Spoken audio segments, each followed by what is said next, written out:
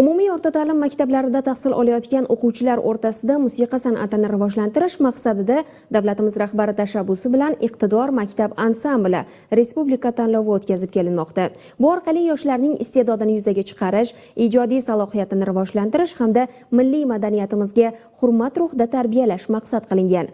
Navbatdagi reportajimiz orqali tanlovning Toshkent shahar bosqichi jarayonlari bilan tanishishingiz mumkin.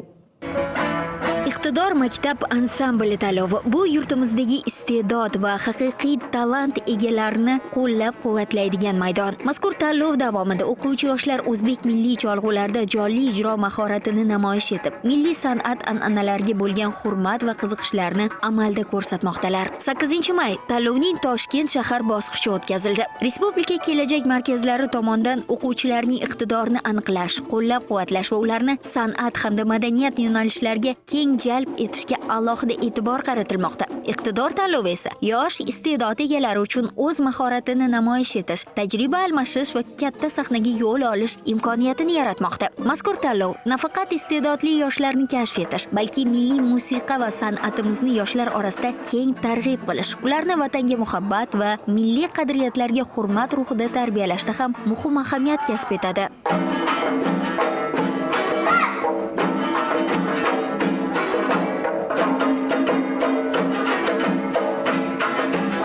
Tanlovning bu galgi bosqichida birinchi o'rin Uchtepa tumanidagi yoshlarga nasib qildi. Hayajondan til aylanmayapti, hayajondan.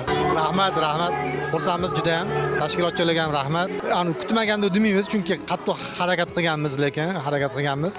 Endi ular uchun yanada mas'uliyatli jarayon boshlanadi. Sababi tanlovning keyingi bosqichida aynan ular Toshkent shahar nomini himoya qiladi. Nozima Mamatova, Abdulaziz Abdusamadov, Hudud informatsion dasturi uchun.